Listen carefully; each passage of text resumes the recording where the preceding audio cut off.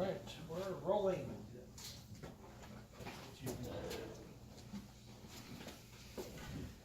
Hi everyone, welcome to IGDA DC and our panel on GameJams.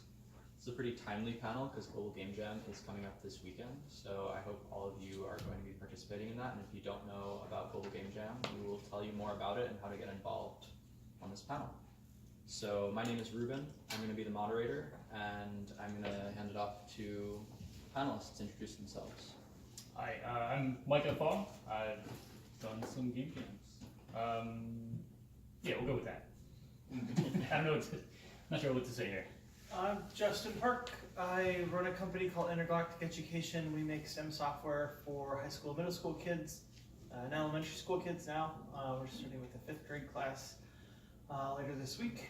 I've done a number of global game jams, and so I guess I could talk a little bit about that. My name is Ashley Gucci. I am the CEO of an indie game studio called Nova Studios. We actually just put out a new free build of our game last week. If you want to check it out, it's called Squirrely Rabbit. I've also participated in a few game jams and a hackathon. I'm Callan Shaw. I have also done some global game jams. I do game development for my day job and as a hobby in the night, so I do a lot of prototyping and stuff, and I love game jams. So between the 5 of us, how many game jams have we participated in? Between the 5 of us, we have somewhere around 65 to 70 game jams combined. So between the 4 of us that aren't Micah, we almost equal one Micah. I got a problem with game jams. This is actually an intervention. So we're going to start out with a probably a simple question. What is the best reason or your favorite reason to participate in a game jam? Start with Micah. Sure. My favorite reason for doing a game jam is most of the jams that I do are only a weekend. They're a set amount of time, right? So the best thing about it is you start working on it, and at the end of the time period, at the end of the weekend, you just walk away. It's not like a project that continues to sit, like, are you going to work on me or not? It's done. You can come back to it if you want, but it's just done. That's great. It's super awesome. So it's a good way to experiment, and if you fail, you fail. You lost the weekend, big deal. So that's my thoughts. Anybody else? We don't have to go in order, but if you'd like to say something, feel free to jump in. I like game jams because I typically recruit from them. You can find really good developers and engineers and artists. Game jams are kind of where the rubber meets the road. You only have 24, 48 hours to build something, and so if someone's not pulling their weight, you recognize it very quickly. My answer is pretty similar to Micah's. I think, like, especially after working on like a lot of long-term projects, doing a game jam where you're like touching on something for a very short amount of time is really inspiring. You get to try out new things.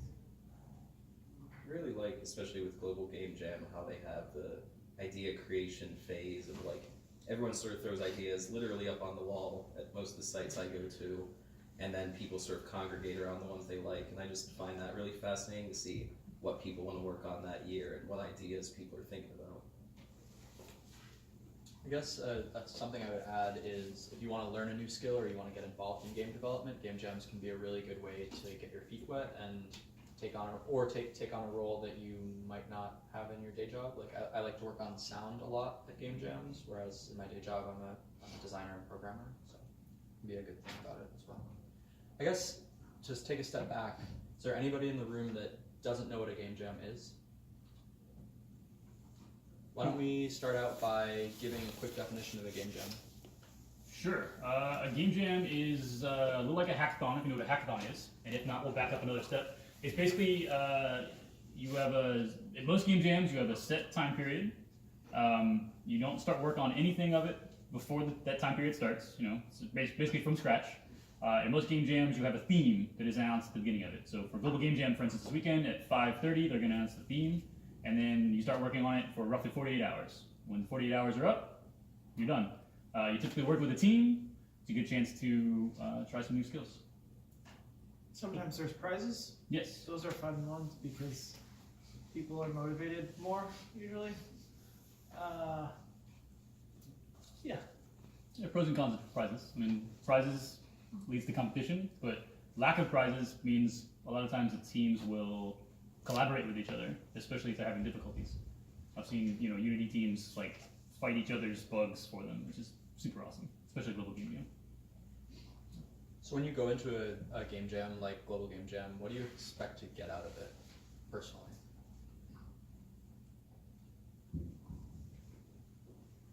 I mean, for me, it sort of changes year to year. I think my first couple were to sort of meet new people and see what kind of skills they bring to the table. Later on, it became more focused on like, well, I really don't have any time right now to learn how to do this one specific thing, but that's what I'm going to try and do during this game jam. Similarly to Callan, with my first one, I was interested in like meeting new people and seeing like what skills I could work on. And I think more recently, I like game jams. I like going into them with the idea that I just like can test out something new and try making like another game really fast and like that. Anyone else? I'm going to rephrase this next one. Are there any prerequisites to participating in a game jam? Is there anything that you need to do beforehand in order to have a successful game jam? Do you need to have a plan? Do you need to have a team? What do you need before? Usually helps if you have a computer, laptop. Doesn't have to be a laptop. I've seen people lug like huge workstations in with like 3 monitors or the VR headsets or whatever. But yeah, usually computer, unless you're designing like a paper game or a card game or something, which you can do. A lot of the game jams I go to have to do with building something that's digital. So to paraphrase, bring the tools you need. Bring the tools you need, and a good attitude. Yeah. Do you need to have any skills? You can go there to find skills. Usually, it's best to try and go there and try and find the people that have the skills that you don't have, and then you can learn from them. My first couple game jams, that was like the best way of learning Unity, is to just go and work with people that have been using Unity for years and years. Yeah, I would say, I don't know. Yeah. I'll just go with that. So taking a step back to what you said first, you talked about tools. Do the 4 of you have any favorite tools to use during game jams, especially free tools? Unity's free. I keep tooting that horn, and I'm sure they're a sponsor of the Google Game Jam again this year. Last year they were like a platinum sponsor or something. Unity makes it pretty easy to quickly prototype stuff. They've got their own physics engine. They've got all of these tools and things that you can use to help you build something that's playable quickly. Somebody else can talk about audio tools or... Not to mention the asset store with Unity too. Yeah, And the just asset stores. having a good source for assets is great, if you're trying to build something where you don't feasibly have the time to have an artist draw or model every single thing you need in the game. So lots of good free asset resources. I mean, Unity's got a store, Unreal has a store. There's a few good, I don't remember them anymore because I'm so dependent on Unity, but there's some good 2D free asset websites out there. Game Maker is a popular one that people use as an alternative to Unity. RPG Maker. There's like good lists out there of a lot of the free tools that are available. So outside of engines, what are your favorite tools? Whiteboard. Slack. Slack is Trello. really important. Yeah, along the lines of Slack. I like Trello. For people who don't know, Slack is like Facebook but for a small group of people. So you can send instant messages, you can post graphics, you can post code. It's a really simple user interface, easy to administer, and very easy to set up. If you don't know what Trello is kind of it's like a Kanban board. It's like basically a set of index. If you just were to like stick post-it notes on your wall and kind of order them in like, here's a list of to-dos, here's a list of I've done, here's a list of for Micah to do kind of things. Yes. Yeah, to test, that kind of stuff. It's very much like that. You can use it for a bunch of different things, but that's its main purpose for a game jam. So it kind of replaces the post-it note system that a lot of people use. I still like post-it notes. It's really fun taking them off the wall and throwing them in the box. It's great. Crumple them up. Any art or audio tools, visual art or audio tools that you Uh, like in particular? When I don't have a musician on my team, there's a website called abundantmusic.com. It's basically a procedural music generator. It spits out a MIDI file. You can use it to, you can adjust whether it's major or minor, how many beats in the measure. You can continually tweak the random number generator so you get different instruments or different sounds. It's great. We typically just run through 3 or 4 songs and figure out which ones we like, and then we maybe go into an editing program and just strip out the weird bridge that I might throw in there or something like that. But it's pretty good if you don't have a musician on your team. I'll always throw in a plug for a program whose name I never get right. BFXR. Yeah, that's right. Yeah, but then I use the version made by the Super Flash Pros Yeah, called Chiptune. AS3 SFXR. No, I used the old one. The old I one. couldn't figure out Chiptune. Chiptune's great. It's just Yeah, I've unfinished. looked at it a few times and I'm like, I don't know what any of this do. I know I can just hit the randomize button on the other and get Yeah. explosion sounds. Yeah. So basically it simulates old consoles sound generators, and it has presets to do like coin sounds and explosion sounds and just lots of little loops and loops that are really helpful when you just want some audio feedback. Then you can mix in a catapult. Yes. Another one that I like to mention is Figure, which is free on iOS, and you can export 90-second clips of audio. It's really good for electronic sort of music and that feeling. Graphics, probably Blender. You won't learn Blender in a weekend, but Blender's free. It's like 3D Max, but it's open source, so you can download it for free. There's GIMP, which is like a free version of Adobe Photoshop, and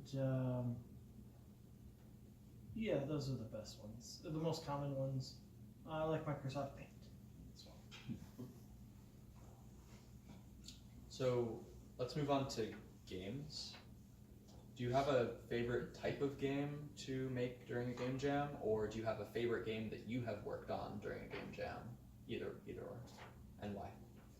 As far as types of games, I find since the time constraints are kind of limited, it's good to make something that has a really short kind of gameplay loop to it.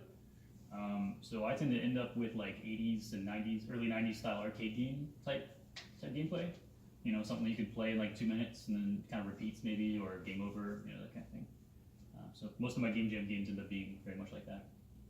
I don't know about the rest of you. Usually it's best to focus on a single mechanic and then just really try and make that one mechanic as good as you can. I like to make side scrollers, or at least my favorite game was to make a side scroller. We made this Superfly game last year that had really awesome sound effects that we made. And we were actually able to go back. I was able to import the game into my company's repository, and we reskinned everything, and yeah, we're actually able to use the code base from that game jam, which was pretty useful.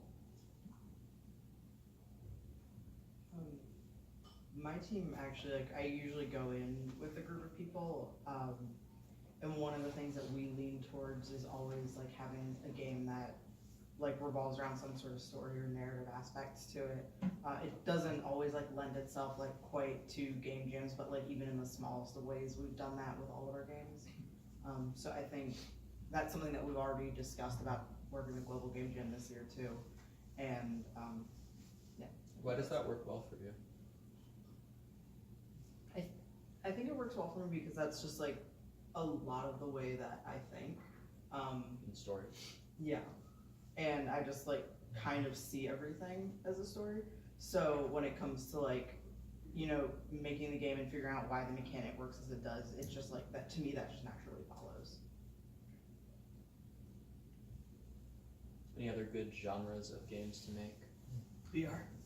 Any bad genres of games to make? MMOs? What wouldn't you choose?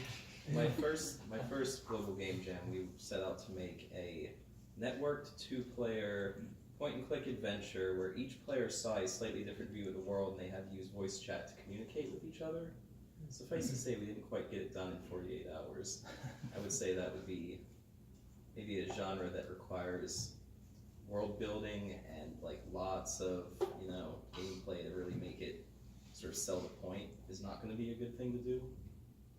That being said, like a game jam can be a jumping off point for you, so I wouldn't say like don't do any specific genre. If that's like something you want to try, like go for it and you can pick it up. Do you have other recommendations for how to be successful at a game jam? Don't be afraid to fail, because you're going to at some point. I mean, I've done a bajillion jams, and I would say only half of them are any good. So I can show you some of the bad Certainly ones if less you want. than half of mine are any good. So don't. Micah has set a high bar with half. If nobody likes your idea, don't cry. Everyone normally gets to put all their ideas up, and like, I don't know if I've ever had an idea that was like, everybody was like, that's a great idea, they come over and like join your team. I think I inevitably almost always end up joining another person's team. Yeah, maybe this is my year. Let's see. Yeah, I think 4 out of 5 of the ones I've done, I ended up on someone else's idea, and I think that's the advice. Just be open to, let the currents take you wherever they may. Yeah. Like one year we were working on a game, a 2-player game where you shared a keyboard, and I just happened to get a little adapter to connect keyboards to Android devices, and I was like, wait, I have a tablet and this. Let's go run around and have people test it, and that was a blast. And just kind of the way things worked out made it a really fun experience. I would definitely agree with being adaptive, especially because like things, you only have a limited amount of time, and as you think of things, you figure out that you won't be able to complete everything that you thought of, and just being willing to like let that go and keep going with what you have, and also to be well rested beforehand. And during the jam, in my opinion, I think it's good to sleep during a game jam. I know a lot of people try to do the full 24 or 48 hours in one go. Don't do it. Don't do it. Get some sleep. It's good. Even if it's like going like 2 or 3 hours, just sleep And eat. and eat. Yes, eat decent food too. Don't just eat the same granola bar for 48 hours. Be aware if your jam site is like offering food, and if it's not, like figure out your plan on how you're going to eat beforehand, and not like trying to figure that out in the cluster of like all of the people around that you're working with. So besides coming in with a team that you already know you like, how do you make sure you have a good team for a game jam? How do you choose people when you're at the site? How do you find an idea that's good while also making sure you have a good team? I would say before even thinking about butting heads idealistically, make sure you're not butting heads logistically. Like if you're on a team of 5 programmers and nothing else, you're probably gonna have a bad time at game jam, because it's really hard to mix code between multiple people. Like 2 people is good, 3 people's pushing it. Any more than 3 people coding, you're gonna have a bad time. You got to deal with like source control or getting flash drives back to each other, and yeah, it's no fun. Don't use flash drives. Yeah. Source control way better. I guess that's a good tool to touch on. Yeah. Git is a very good tool to use during a game jam. Yeah, unless you're on train jam. How else do you make sure you have a good team? Stuff Is it luck? I mean, some of it's luck. Trying to find a well-rounded team, someone who does graphics, someone who does coding, someone who can do sound, someone who can do design. Usually everyone can kind of take part in the design, but making sure that everyone has a vision that's the same is also pretty important. Figure out that one mechanic that you want to build, and make sure everyone is focused on doing that. Yeah. Be open-minded. Don't be afraid to let things be cut away. Leave them on the cutting room floor, because it's gonna happen. Through scope or whatever. Sorry, Ashley. Like don't be afraid to let somebody else do a job that you know that you can do. Like if you know that you're able to produce sound, but somebody else is doing that for this project, then that's what they're doing for this project, and like you focus on what you're doing. And that's not to say like you can't like critique each other or like talk about edits, but like make sure that you know that you're working on a team if you're working on a team. So let's say you didn't do that at a jam. What is the biggest mistake, or maybe you can phrase it constructively, what's the biggest learning opportunity you've ever had at a game jam? What was the problem, and how did you address it, or how didn't you address it? How would you do it differently in the future? My first global game jam, the guy who ran the site decided he was also going to be the one to form all the teams, and the whole entire site ended up being on one 20-person team, and it was like the worst ever. So I kind of sort of do project management and coding and a little bit of everything else, and design as well. And I ended up being the story writer on that team because nobody else wanted to do it because everybody wanted to do the cool stuff. And it was like 20 people trying to all do the cool stuff, and that's not the way a team works. Everybody does like a chunk of it, and it's all cool together. Needless to say that the game was pretty awful. Also networked, by the way. It was a 2-player network game, and it didn't quite work out very well. Don't do network games, game jams. Yeah, so my lesson from that one is make sure you form not only a game of the right size, but a team of the right size. Forming a team of maybe 3 people is a good size. 3 to 5 is probably good. I've done teams of 1 before. A little lonely, but it's not bad. Does anyone want to touch on scope more fully? How do you scope correctly, or what's a mistake you've made with scope?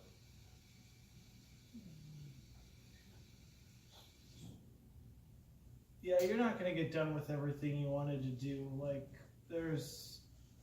I've never been to a game jam where we got all of the features built. Usually you make a healthy list, prioritize the list, and then start from the top, and if you get halfway through, then you did a pretty good job. Good luck if you get even that far. Yeah, I'd say really just start with the one thing that you have to have so that you can upload it to the global game jam website and say, I did a thing. And try to get that done, in under 24 hours. And then you can just refine. And some of that's going to be, your best work because you find, oh, if we did this like that, all of a sudden we just did something no one even saw at the beginning when we had this design. Any other mistakes that you'd like to talk about or admit? Don't stare out the windows of the train for too long. You never get your game done. Or do, 'cause Or it's do. beautiful. It is beautiful. Yeah. You win either way. We're talking about Train Jam. If you don't know what Train Jam is, it's about a 52-hour game jam on a train from Chicago to San Francisco right before GDC.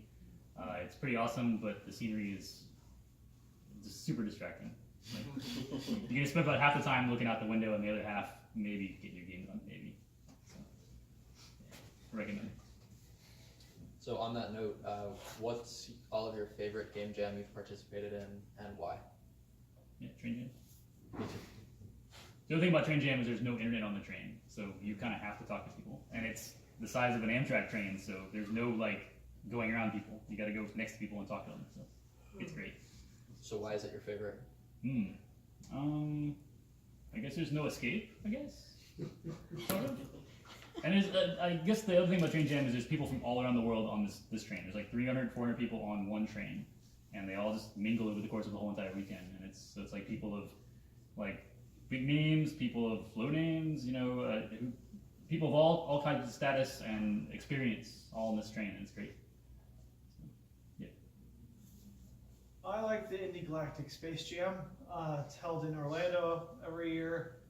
I like it because I like space. I don't know if anybody knows me here. No, actually a lot of people here. And I'm kind of a space guy. So they also have prize money every year. Last 2 years we got prizes, and so that paid for my trip, which is pretty cool. And I actually have friends in Orlando now, which is also kind of nice. Also, it's got Space Jam in the name. And it's got Space Jam in the name. Do And you they watch- play that do song you watch Space every Jam? Yeah. single year when people are presenting their projects. I really like Global Game Jam.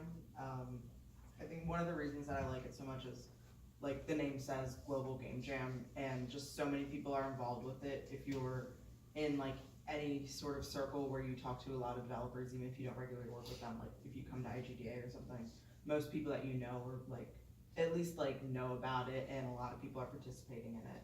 So it's really great to see that even if you don't see those people for that weekend and aren't at the jam site, that they might have made something too. And I also love Global Game Jam. I guess I'll talk specifically about a year. This would have been 3 jams ago where I was doing some of my first VR work on a Samsung Gear VR, and it's funny that I'll say this is one of my favorite experiences, but I was working on something with physics, and the physics screwed up and flung me across the room and I had to rip off the headset, run to the bathroom, and vomit. And that was the first time I'd ever really gotten the whole VR sickness thing, and been like, okay, so you don't use physics in a VR game. And it was just cool to learn that, but then have to go back and like keep working and be like, okay, how do I fix it? I don't know. It's weird that that's my favorite experience. So, after you're done with the game jam, hopefully you haven't vomited. How do you keep up your energy and work on that project further, or can that project and work on something else? What do you do after the jam to make it continue to be a good experience for yourself? First things first, sleep. Get some sleep, and that way you'll wake up refreshed. Whenever I do a game jam, I always get like super like energized for like the next week or so. You get like this like jam high, and it's kind of awesome. It kind of gives me the energy to go back into my main project and think of it in a different way, because I've been spending 48 hours or however long I've been doing it in just like a totally different mindset. So I come back to my main game, I'm like, oh, I can just do this thing. I should have done this the whole time. It's so obvious. So I keep up my energy by applying sort of like the energy that I got from the high into my main project. And then I sort of apply the project management that I need for my big project back to the jam if I'm ever going to come back to it. Because like during the jam, when you get done with it and as people start playing it, they're going to be like, hey, there's a bug in level 2. The guy always smashes his head against the wall. You're like, this isn't a smashing game. What is this? And so you write this list of itty bitty bugs, and then you come back at it after a couple days, and you're like, I could fix this. Maybe I couldn't. Whatever. Who cares? And so I don't know. It gives you like another perspective, because you just got this high of coming off the jam. Oh, it's not a very good answer. I think it's that bad of an answer. Usually, you can take the lessons learned from your game jam back to whatever project you were working on before. I've been to a game jam where somebody made a really cool shader, and we use that shader, in other projects or future game jams. Just because you're going to one doesn't mean you're not going to go to the one next year. And so you end up collecting this repository of different techniques and resources and things that you can use in the future. I would agree with that. As far as building a repository, you can even it might not be something that you're going to use in another game jam, but you can use that in jumping off on another longer project later too, and just having that as backup. And then you know that you're going to be done with the next project. You always have something an idea of a way that you can continue to move forward as a developer. I would have said the same thing as them, but I felt something different. I like the end where you actually upload your project to the site, write a little description, throw up some screenshots, and then actually looking at everyone else in your specific jam site or all over the world and seeing what everyone else is doing. I think that's real cool for me to be like, okay, looking back, what did I do? Okay, I did something pretty cool. What did everyone else do? Wow, they all did some really cool stuff too. Usually cooler. Be good to yourself. You can put it on a resume too. If you want to work in the industry, you have to have a portfolio, and your Global Game Jam games can go in your portfolio. Yeah, so it shows that you've completed something. Well, if that was a jam that you completed something, at least. Could be one of those ones where you don't complete something.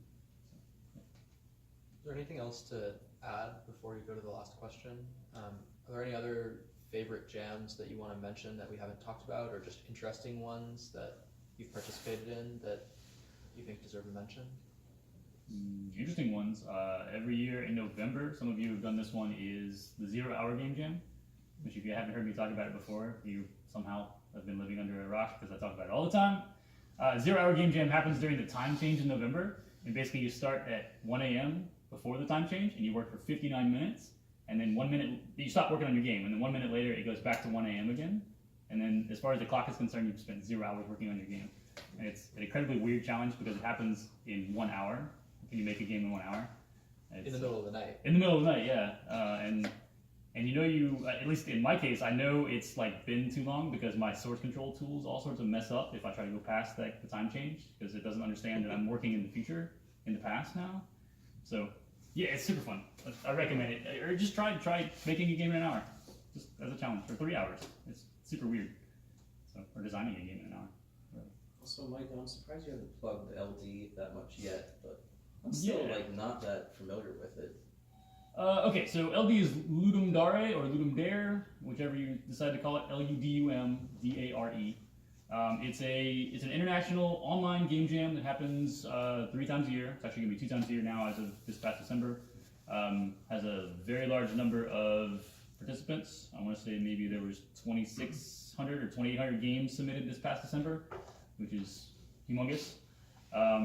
It happens on the weekend, goes from Friday till Sunday. If you're on the strict rules, it's Friday to Monday if you're on the relaxed rules. Yeah, it's great. A lot of great games that you've played, or at least heard of, have come out of Ludum Dare. Same thing with Global Game Jam for that matter too. There's some games you've probably heard of. Can't think of any off the top of my head. Maybe Keep Talking and No One Explodes. That might be a Global Game Jam game. Yeah, there's a lot of great games out there that come from LD. You can chat after this about it if you want to know more.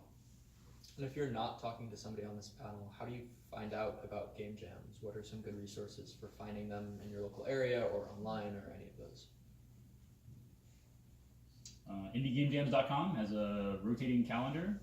Also, I think it's jams.itch.io has a calendar of ones that are hosted on itch.io. Those are 2 great ways to find jams. Yeah, those 2 I can think of off the top of my head. Any other ways that you find out? I would say talk to developers, like IGDA, talk to Micah.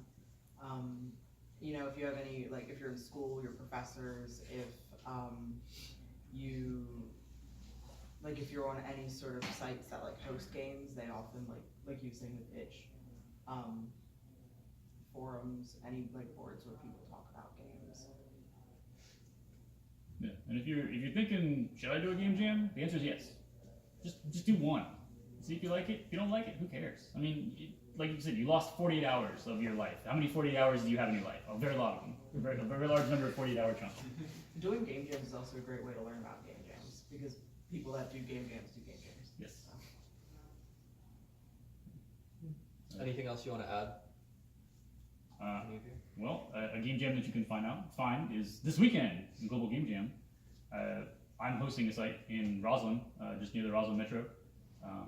Kicks off at 5 o'clock, so be there at 4:30. Goes all weekend. They're We're still- planning to do a Global Game Jam this weekend. There are still 15 spots at your site, right? Actually, it might be more than that because we bumped it up to 35. Okay. We have a cap of 35 now. So breakfast and dinner will be provided. Lunch is on your own for Saturday and Sunday. But yeah, snacks too. It's gonna be good. And another thing that's coming up is Train Jam, which Micah talked about a little bit. If you're interested in going on Train Jam, I have a ticket that I am trying to sell. And it is in March, just before GDC. It's a great way to get to GDC if you're trying to go to the Game Developers Conference, which is also an amazing event that people should go to at least once in their life if they like game development. So talk to me about that if you're interested. You don't have to go to GDC to do Train Jam. That's true. But it is from Chicago to San Francisco, so you'll need to get to Chicago and back from San Francisco somehow. So with that, we're going to open it up to questions from the audience. Does anybody have any questions? Yeah. What skills or trades or other things that are involved in game making are usually lacking in most game jams? Like, is there always a shortage of like music or shortage of art or coders or things like that? I'd say art and sound pretty reliably needed. Never a shortage of coders at any game jams I've been to. Yes. Yeah, go ahead. For me, it depends on where you are. If you're at like a tech college, you're not going to have any problems finding programmers. If you're at an art college, you're probably not going to have problems finding artists. So know your site. If you're at Bubble Up, I don't exactly know who's going to be there.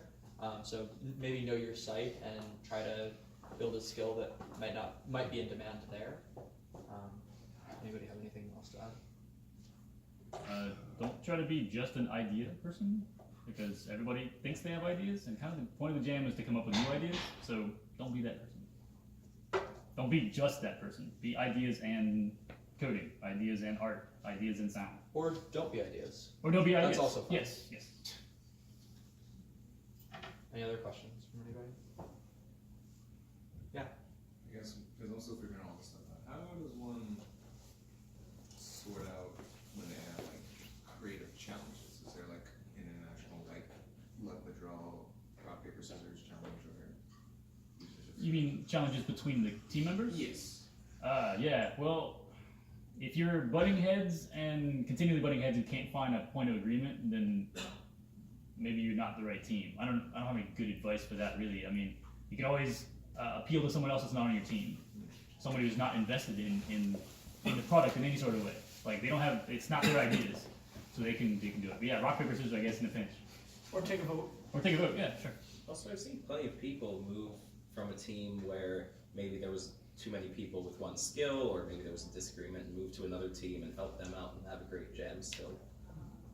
Yeah, when is it too late to switch projects or switch teams in a jam?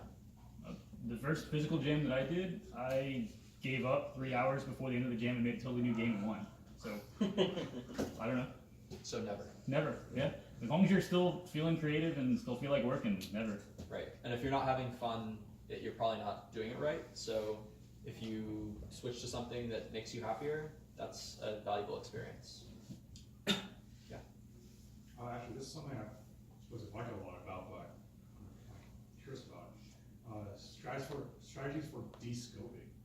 Like, you know, we're always talking about de-scoping the jam and making it fit the time allotted and the resources given to you, but how do you do it better? Stop thinking about polish. Calvin kind of touched on this a little bit earlier. I mean, it's sort of like try to find the smallest possible piece that is fun, or at least entertaining. Doesn't have to be fun to be entertaining. It's two different things. Scary movies, not really fun, but they're entertaining, right? Scary games the same way. Yeah, so try to find the smallest possible piece and then iterate on that. And if it feels good, then you can add pieces to it. So if your scope is just too much, try to hack it in half and say, okay, well, I'm jumping and running. Let me do just jumping and see how that works. And if you have time, then do the running. That kind of thing. I don't know if that answers your question well enough.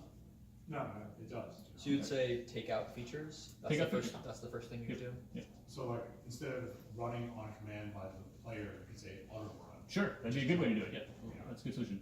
Any other ones? Other ideas? De-scoping?